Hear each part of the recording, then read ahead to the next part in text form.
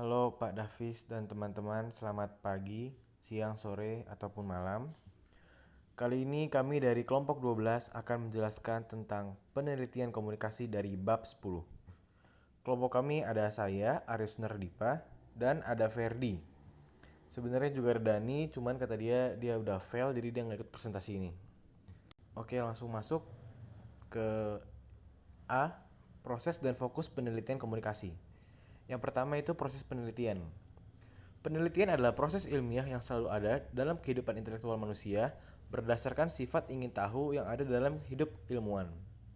Dalam memenuhi hasrat tersebut, ada dua cara yang digunakan, yaitu yang pertama, dengan menggunakan akal sehat, mengacu pada kelaziman-kelaziman dalam kehidupan sehari-hari. Contohnya, jika sebuah desa terjadi wabah penyakit, maka dianggap sebagai kutukan Tuhan. Kedua, melakukan kegiatan penelitian yang bersifat ilmiah yang berdasarkan pada kaidah-kaidah tertentu dan cara berpikir yang sistematis yang melingkupi keseluruhan proses penelitian. Ada beberapa kategori pekerjaan penelitian. Yang pertama ada penentuan rancangan-rancangan penelitian, lalu ada penentuan problem teori yang akan digunakan, dan menentukan problem aplikasi lapangan. Fokus penelitian komunikasi berhubungan dengan bidang-bidang kajian komunikasi yang berkembang sampai saat ini, baik kajian mikro, yaitu yang berhubungan dengan kajian spesifik, maupun kajian makro komunikasi yang berhubungan dengan kajian sosiologis, antropologis, politik, ekonomi, dan sebagainya. Fokus penelitian komunikasi tersebut adalah kajian mikro, komunikasi berkisar pada kajian-kajian yang berhubungan antara komponen komunikator, pesan, media komunikasi, komunikan, dan efek.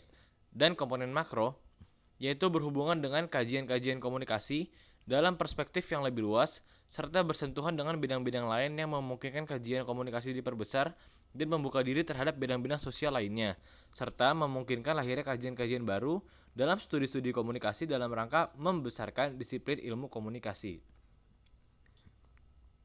B. Pendekatan penelitian. Yang pertama, pendekatan kualitatif. Jadi pendekatan penelitian itu ada dua ya, ada kualitatif sama kuantitatif. Yang pertama itu pendekatan kualitatif. Pendekatan kualitatif memusatkan perhatian pada prinsip-prinsip umum yang mendasari perwujudan sebuah makna dari gejala-gejala sosial di dalam masyarakat.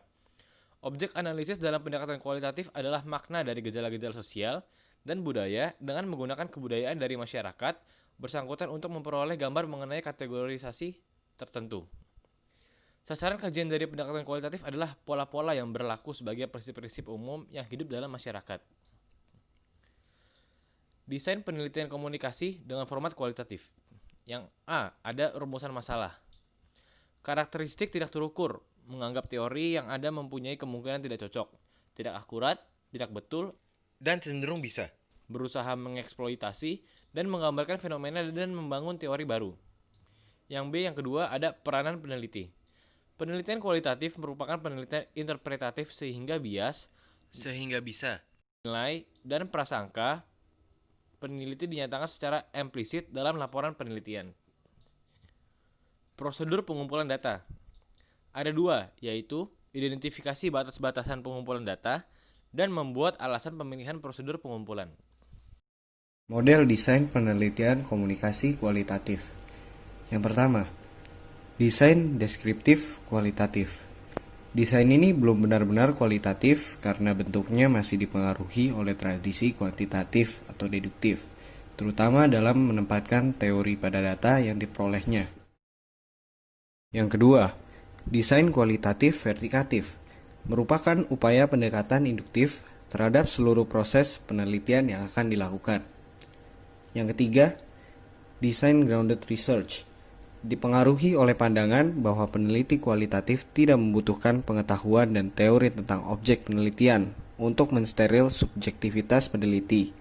Maka, format desain grounded research dikonstruksi agar peneliti dapat mengembangkan semua pengetahuan dan teorinya setelah mengetahui permasalahannya di lapangan.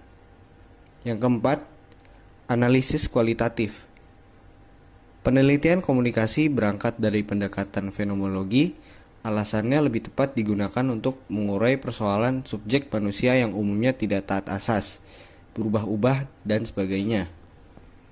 Analisis kualitatif umumnya tidak digunakan untuk mencari data dalam arti frekuensi, akan tetapi digunakan untuk menganalisis makna dari data yang tampak di permukaan itu. Dengan demikian, maka analisis kualitatif digunakan untuk memahami sebuah fakta dan bukan untuk menjelaskan fakta tersebut. Pendekatan kuantitatif.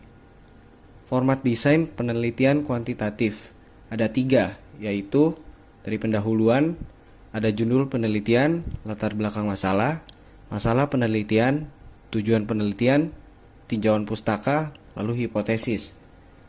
Lanjut ke metode penelitian. Dalam metode penelitian ada populasi penelitian, sampel dan teknik sampling, metode pengumpulan data, lalu metode dan rancangan analisis data statistik. Lalu lanjut ke yang ketiga, pembahasan dan laporan penelitian. Itu ada rancangan analisis data dan pengujian hipotesis penelitian, rancangan atau pembahasan atau diskusi hasil penelitian, lalu rancangan laporan penelitian. Analisis kuantitatif. Analisis ini menggunakan metode pendekatan berpikir deduktif di mana kerangka analisis dimulai dari persoalan-persoalan yang umum ke persoalan-persoalan yang khusus. Pendekatan deduktif menggunakan logika deduktif di mana silogisme dibangun pada alur berpikir piramida terbalik.